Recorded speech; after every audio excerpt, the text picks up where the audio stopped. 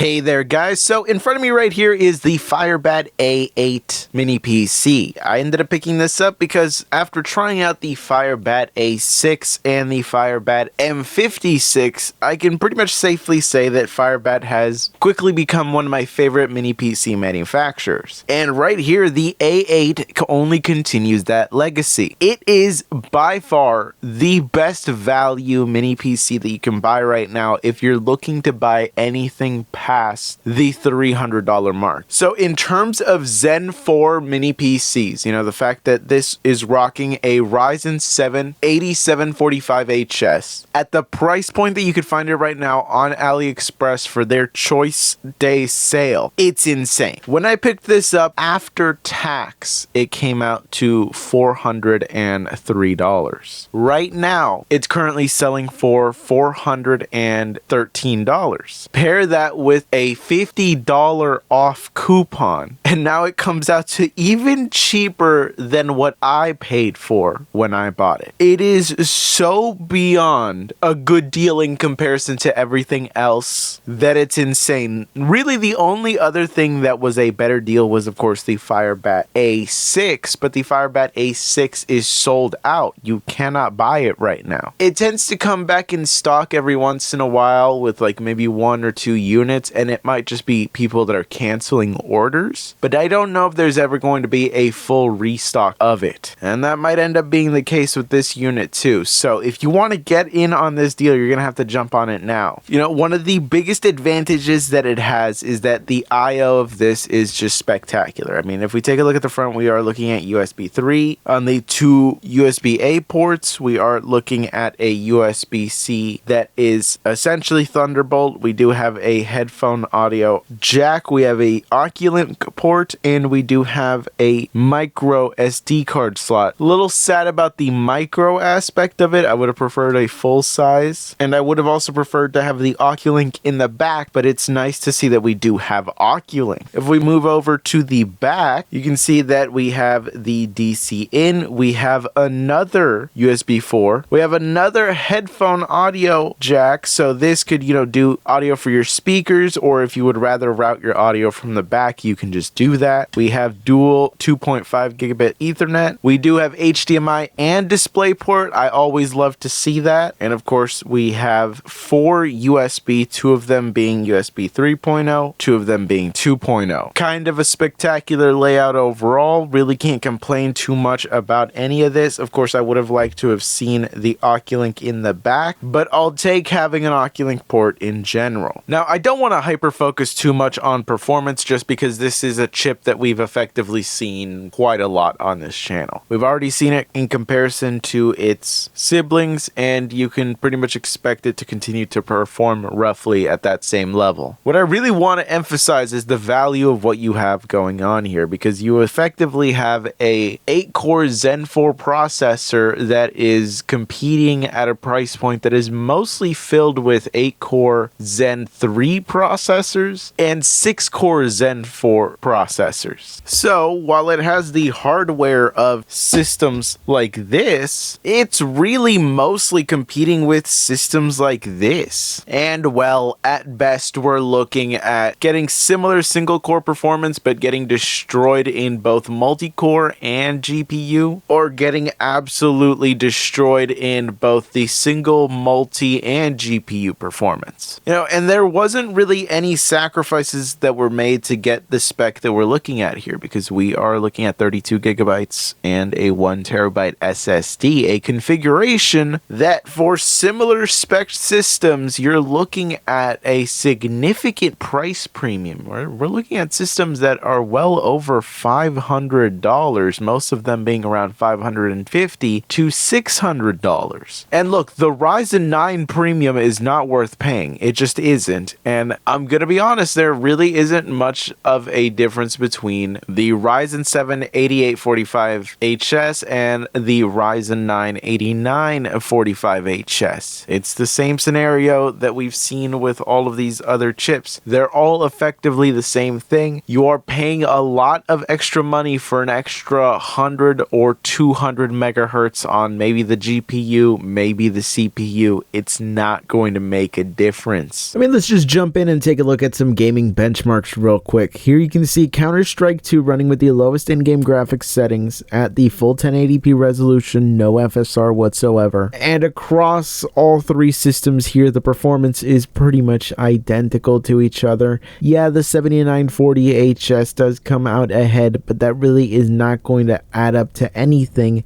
especially since the 1% lows are so close to each other. That's really telling you that the performance here is going to be pretty much identical. In these types of scenarios, TDP configuration is really far more important than the exact chip that you have. You know, if you get a system with the 8845 HS that has a maximum TDP of 35, that is going to perform noticeably worse than the 8745 HS if it has a TDP going all the way up to 55. And the trend of good performance as well as similar performance continues on to Mountain Blade 2 Bannerlord, where you can see that effectively we're at the same FPS and 1% lows, though there is a bit more of a gap here between the 8745 HS and the 8845 HS and the 7940 HS. But this difference is not really going to add up to any meaningful difference in how the game performs, and I don't know if this gap is really worth $150 to you. And if we move on to Grid 2 at the ultra graphics settings here, you can see that again we end up with pretty much identical levels of performance. The differences here in the 1% lows are pretty much non-existent, and the differences in the FPS average are not going to amount to anything. What I'm getting at here is that the level of performance that you're going to get out of the 8745 HS, the 8845 HS, the 7940 HS, the 7840 HS, they're all going to be effectively identical to each other. As I said, TDP configuration is more important. How much power can you feed to these things is going to affect your performance more than anything else, and even then that has diminishing returns. As long as you're reaching the maximum clock speed of your iGPU, that's pretty much it. There's no going past it, there's no overclocking it. So you can see right now the 8745 HS, because it is a downclocked version of these other two chips, its maximum GPU clock speed is 2600 megahertz, and it is pretty much locked in at that, while the other two systems, even though they can clock higher, they're not really reaching those higher clock speeds. But okay, so it performs at the same level as all the other Zen 4 8-core processors. But the thing is that it is price competitive with 6-core Zen 4 processors like the 7640 HS, and it competes with 8-core Zen 3 processors like the 6800H. But as you can see here, at least in terms of performance, it is clearing both of them, though the gap between the 8745 HS and the 7640 HS is not all that drastic. Still, considering the fact that the 7640 HS is at a very similarly priced system and it lacks some of the features that you get out of the FIREBAT A8, it just does not make any sense to go with that over the 8745 HS right now. And of course, there is just no competition right now with the 6800H. It just falls behind pretty dramatically. And look, it's not to say that the 6800H is a bad chip. I think it's pretty fantastic, really. I thought that when the FIREBAT A6 was still available, it was the best value mini PC that you can buy. At $240, there really just was nothing that could compete with it. But now that that's sold out, the price points have shifted to the point where a lot of the systems that have the 6800H and comparable chips are very similarly priced to the FIREBAT A8. And at that point, this is a pretty massive gap in terms of performance. Again, the 7640 HS is not falling behind all that dramatically in comparison to the 8745 HS, but the 6800H is falling pretty noticeably behind. And again, that does mean that the FIREBAT A8 is absolutely dominating this price point.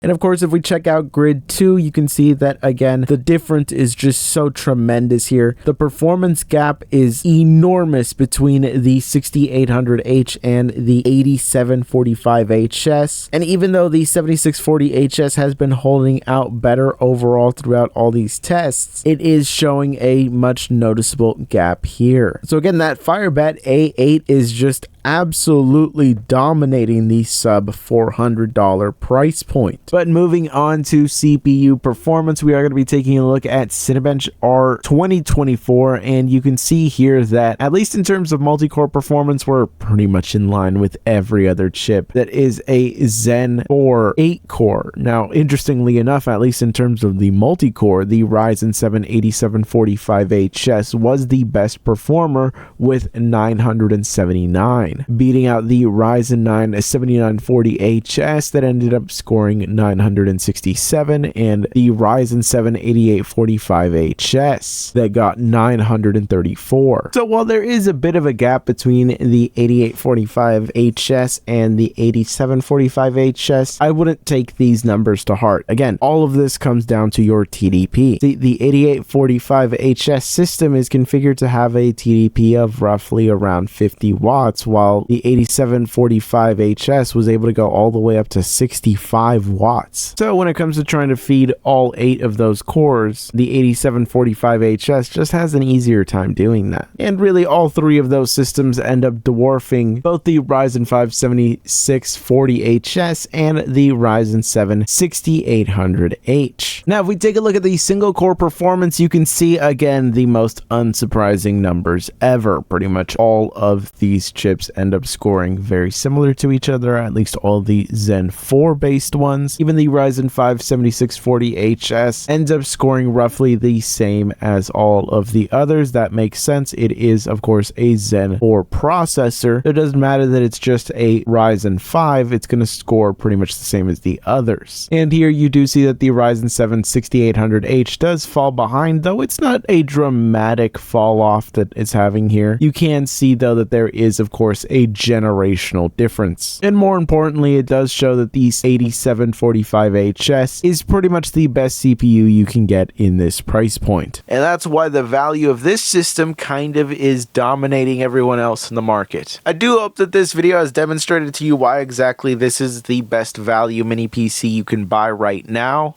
but I'll catch you guys in the next one.